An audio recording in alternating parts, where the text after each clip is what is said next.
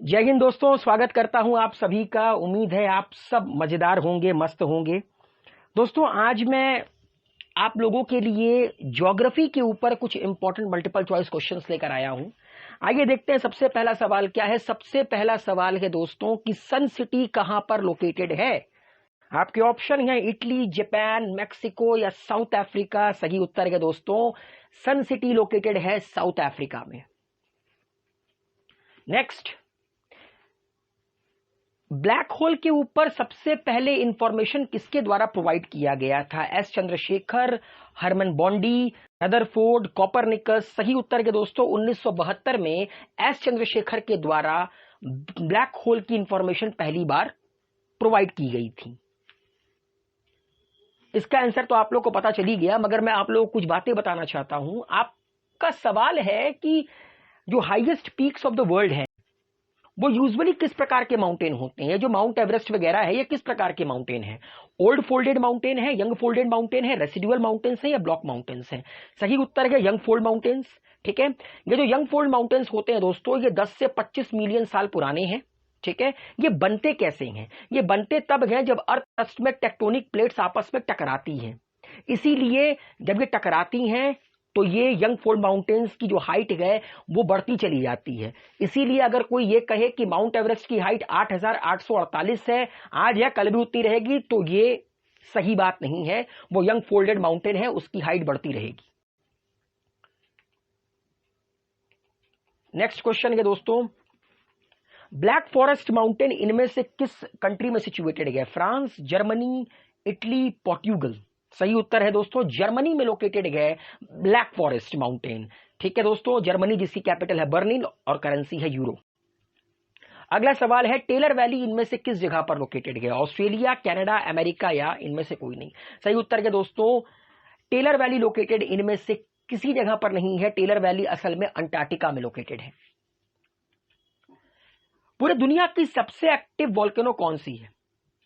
Cotopaxi, किलाहू, Fujiyama या Vesuvius. सही उत्तर के दोस्तों हवाई आइलैंड में सिचुएटेड है अमेरिका के किलाहू, और ये दुनिया का सबसे एक्टिव वोल्केनो है। ये आपको स्क्रीन पर नजर आ रहा होगा। ये जो पूरा का पूरा हवाई आइलैंड है ये इन पांचों को मिलाकर बना है। ठीक है,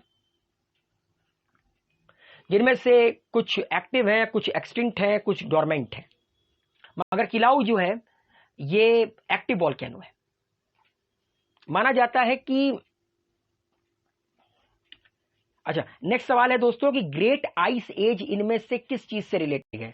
होलोसीन, प्लीस्टोसीन, इयोकीन या ओलिगोसीन। सही उत्तर के दोस्तों जो ग्रेट आइस एज होता है उसको प्लीस्टोसीन कहते हैं। इस दौरान पूरा का पूरा जो माना जाता है, पूरा का पूरा जो लैंड मास है वो बर्फ के नीचे दबा हुआ था। अगला सवाल है दोस्तों कि इनमें से वो कौन सा स्ट्रेट है जो कि इंटरनेशनल डेट लाइन के सबसे नजदीक है। Malacca strait, strait of Florida, Bering strait या स्टेट ऑफ जिब्राल्टर। सही उत्तर है दोस्तों ये जो स्क्रीन पर नजर आ रहा है बेरिंग स्ट्रेट, जो कि अलास्का को रशिया से कनेक्ट करता है। ये जो अमेरिका और रशिया के बीच में जो स्ट्रेट है, ठीक है, अलास्का कभी रशिया का पार्ट हुआ करता था मगर अलास्का रशिया ने अमेरिका को बेच दिया। यहीं पर ये स्ट्रेट है जिसको हम लोग कहते हैं बेरिंग स्ट्रेट, और ये इंटरनेशनल डेट लाइन के सबसे करीब है। अब यहां तक आ गए हैं तो कुछ स्टेट के बारे में और भी बात कर लेते हैं। स्टेट ऑफ जिब्राल्टर वो स्टेट है दोस्तों जो कि अफ्रीका को कनेक्ट करता है यूरोप से। State of Gibraltar. State of Malacca वो है दोस्तों जो कि अंडमान सी को साउथ चाइना सी से कनेक्ट करता है, और इंडिया के लिए ये स्टेट बहुत इंपॉर्टेंट है। इसके अलावा दोस्तों फ्लोरिडा स्टेट क्या है। फ्लोरिडा स्टेट वो स्टेट है जो कि गल्फ ऑफ मैक्सिको को कनेक्ट करता है किससे, अटलांटिक ओशन से। ठीक है, अटलांटिक ओशन से। एंड उसी के नीचे युकाटन स्टेट है जो कि गल्फ ऑफ मैक्सिको को कनेक्ट करता है कैरेबियन सी से। ठीक है, यहां पर आपको जमाइका नजर आ रहा होगा। तो 5 स्टेट हम लोग पढ़ लिए। ठीक है, बेरिंग स्ट्रेट जो कि अमेरिका और रशिया को कनेक्ट करता है। स्टेट ऑफ जिब्राल्टर जो कि अफ्रीका को यूरोप से कनेक्ट करता है, Spain, Morocco. State of Malacca वो है जो कि अंडमान सी को साउथ चाइना सी से कनेक्ट करता है। युकाटन स्टेट वो है जो कि गल्फ ऑफ मैक्सिको को कैरेबियन सी से कनेक्ट करता है। एंड फ्लोरिडा स्टेट वो है जो कि गल्फ ऑफ मैक्सिको को कनेक्ट करता है अटलांटिक ओशन से। अगला सवाल के दोस्तों कि इनमें से वो कौन सा सी है जहां पर वॉल्केनिक एरप्शन कभी अकर नहीं होता, मतलब जहां पे वॉल्केनिक एरप्शंस के कोई चांसेस नहीं है। बाल्टिक सी, ब्लैक सी, कैरेबियन सी या कैस्पियन सी? सही उत्तर है दोस्तों, बाल्टिक सी में वॉल्केनिक एरप्शन के कोई चांसेस नहीं है। बाल्टिक सी आपको यूरोप में मिलेगा और इसीलिए एस्टोनिया, लाटविया और लिथुएनिया को हम लोग बाल्टिक नेशन कहते हैं और नॉर्वे, स्वीडन, फिनलैंड को स्कैंडिनेवियन कंट्री कहते हैं। ये जो स्वीडन आपको नजर आ रहा है, ये जो फिनलैंड नजर आ रहा है। अक्सर ये पूछा जाता है कि बाल्टिक नेशन कौन से हैं या स्कैंडिनेवियन कंट्री कौन सी है, तो याद रखिएगा बाल्टिक सी में कभी भी वॉल्केनिक एरप्शन नहीं आता। नाउ इनमें से सबसे बड़ी माउंटेन रेंज कौन सी है? ये बड़ा ही सिंपल सा सवाल है, लेकिन इसको मैं अभी थोड़ा सा मोल्ड करता हूं।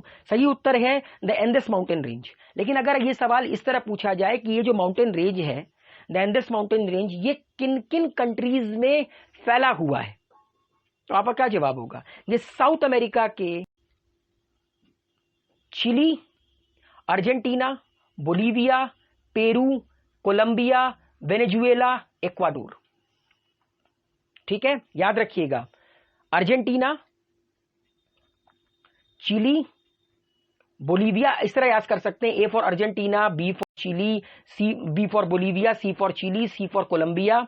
ठीक है, E for Ecuador, P for Peru, V for Venezuela. तो करीब करीब 7 कंट्री में फैला हुआ है ये द एंडेस माउंटेन रेंज।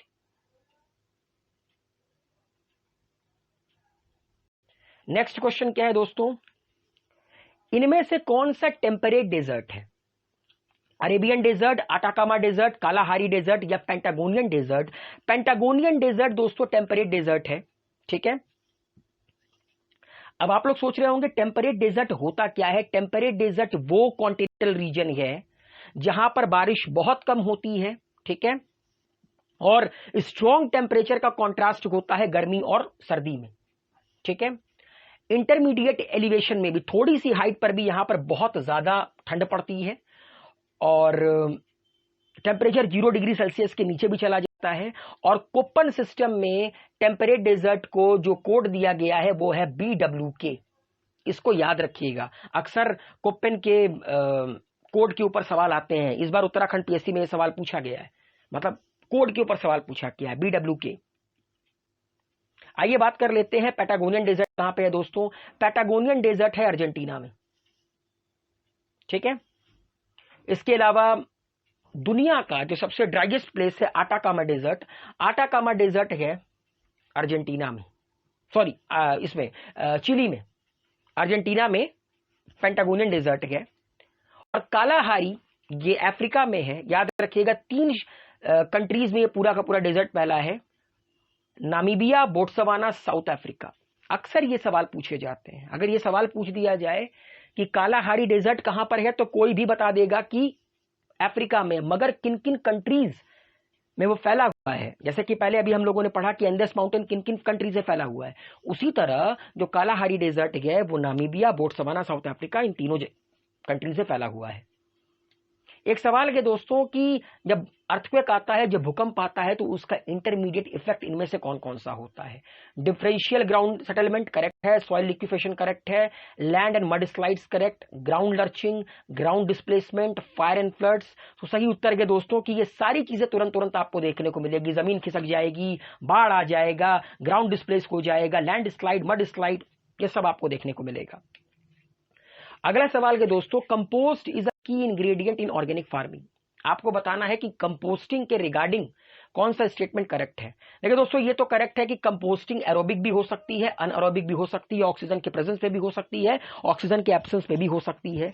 लेकिन composting organism require carbon for oxidising the oxygen in the decomposition process. की डिकम्पोजिशन प्रोसेस में जो कंपोजिटिंग ऑर्गेनिजम्स होते हैं उनको कार्बन की जरूरत पड़ती है, तो ऐसा बिल्कुल नहीं है। कार्बन के अलावा सबसे अधिक इन्हें नाइट्रोजन, फास्फोरस और कुछ कार्बन की जरूरत पड़ती है किस लिए? डिकम्पोजिशन प्रोसेस के लिए। नाइट्रोजन फास्फोरस याद रखिएगा। तो सही उत्तर है ओनली 1।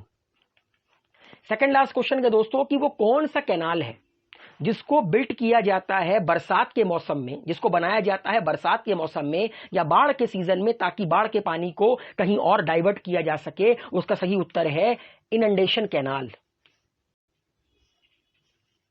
आखिरी सवाल के दोस्तों, इनमें से वो कौन सा आइलैंड है जिसको शिप आइलैंड कहा जाता है? कैनरी आइलैंड, मदीरा आइलैंड, फेरो आइलैंड या वेलिंगटन आइलैंड? तो सही उत्तर के दोस्तों फेरो आइलैंड को कहा जाता है शिप आइलैंड। कमेंट बॉक्स में लिखकर बताइए ये आइलैंड कहां पर लोकेटेड है। तो उम्मीद है दोस्तों आज का सफर आप लोग को पसंद आया होगा। मुलाकात होती है कल कुछ नए क्वेश्चंस के साथ ज्योग्राफी में। Wish you all a very good luck, take care, thank you, bye bye.